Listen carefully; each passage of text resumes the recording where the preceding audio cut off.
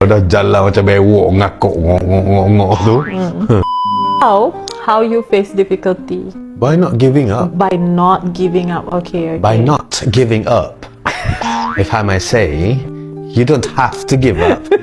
Whenever you came across any hurdles or obstacles in everything that you're working on, your effort need to continue, because at the end of the road there will be success waiting for you. By not giving up, jangan mudah sangat putus asa. Orang kata sikit, orang buat video kata jangan nikah dengan Arab nipu, mudah putus asa. Tak mudah nikah dengan Arab, patut nikah dengan Bangla pula.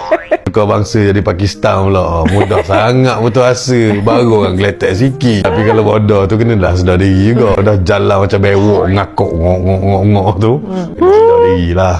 Payahlah Arab tu sipang wika orang lain lah. Janganlah tak kadang ke diri sangat. Pernah tak dalam hidupmu merasa nak give up?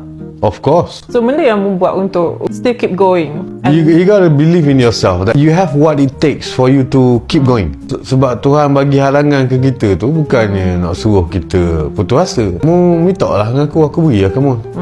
Ud'uni fastajib lakum, dia kata. Minta dengan aku akan beri. Tapi berusaha, tak ada orang nak jadi uduh. Tak ada orang nak berlaki, nak kena katak dengan lelaki. Tak ada orang nak hidup miskin, apa-apa kedana. Mu nak benda yang baik. Jadi untuk dapatkan benda yang baik tu, adalah halangan-halangan supaya mu valuekan benda yang mu nak dapat tu. Adalah harga, nilai. Kamu akan sertakan dengan effort, kesungguhan. Jadi janganlah putus asa. Kan kalau jenis orang yang tawakal je, effort tu dok berapa?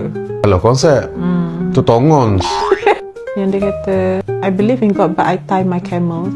Something like that. Maksudnya, dia nak kabur. Percaya Tuhan akan tolong jaga harta benda mu tu. Tapi, mu kena tak effort jugalah. Tambahkan tali kan. Betul.